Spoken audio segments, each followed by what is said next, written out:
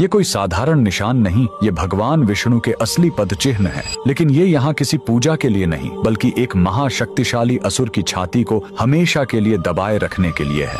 यह कहानी है असुर गयासुर की। लेकिन रुकिए, वह कोई पापी या दुष्ट राक्षस नहीं, बल्कि भगवान विष्णु का इतना बड़ा भक्त था कि उसने कठोर तपस्या करके भगवान ब्रह्मा से वरदान पा लिया। वरदान था, जो भी मुझे देख लेगा या छू लेगा उसे सीधे मोक्ष मिल जाएगा। यह वरदान इतना शक्तिशाली था कि हर पापी भी सीधे मोक्ष पाने लगा। स्वर्ग नर्क खाली हो गए और यमराज का काम ही बंद हो गया। जब प्रकृति का संतुलन बिगड़ा तो देवताओं ने एक दिव्य छल किया। उन्होंने गयासुर से उसकी पवित्र देह पर यज्ञ करने की अनुमति मांगी। जैसे ही गयासुर लेटा, वह हिलने लगा। तब ब्रह्मा जी ने मृत्यु के देवता यमराज को आदेश दिया कि वो अपने लोक से एक विशाल धर्मशिला लेकर आएं और गयासुर की देह पर रख दें।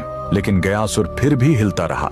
तब उसे स्थिर करने के लिए स्वयं भगवान विष्णु ने उस विशाल धर्मशिला पर अपना दाहिना पैर रख दिया, जो हमेशा के लिए अंकित हो गया। भगवान के स्पर्श से गयासुर खुश था। उसने मृत्यु से पहले भगवान विष्णु से वरदान मांगा, मेरी यह देह दुनिया का सबसे बड़ा तीर्थ बने और जो यहाँ अपने पितरों का पिंड दान करेगा उन्हें सीधे मोक्ष मिलेगा। और भगवान के आशीर्वाद से गयासुर का वही शरीर आज बिहार का पवित्र गया शहर है। और जिस स्थान पर विष्णु ने पैर रखा था, वहीं पर बना है यह प्रसिद्ध विष्णुपद मंदिर। लेकिन रुकिए, इसी मंदिर के बगल में इस फल्गु नदी में कभी पानी नहीं दिखेगा। क्यों? कहते हैं, जब भगवान राम और लक्ष्मण अपने पिता के पिंड दान की सामग्री लेने गए थे, तब राजा दशरथ की आत्मा स्वयं प्रकट हो गई और उन्होंने माता सीता से ही पिंड दान मांग लिया। तब सीता जी ने फल्गु नदी की रेत से ही पिंड बनाए। उनके हाथों में रेत भी अन्न के पिंड के बराबर हो गए और फल्गु नदी एक गाय और एक ब्राह्मण को गवाह बनाया। लेकिन जब राम जी लौटे तो उन्हें इस बात पर विश्वास नहीं हुआ